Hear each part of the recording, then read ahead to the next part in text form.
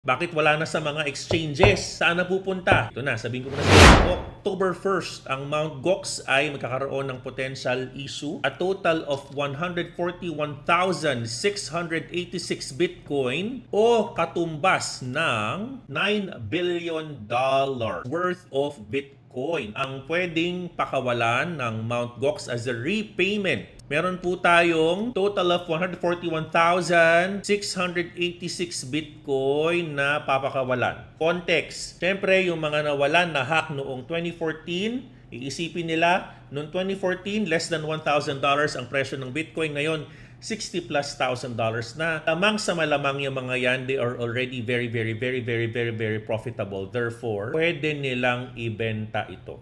When they sell their positions, that's $9 billion. Assuming natin, ang kanilang ibebenta lamang ay 10% or around, sabi mo ng $1 billion.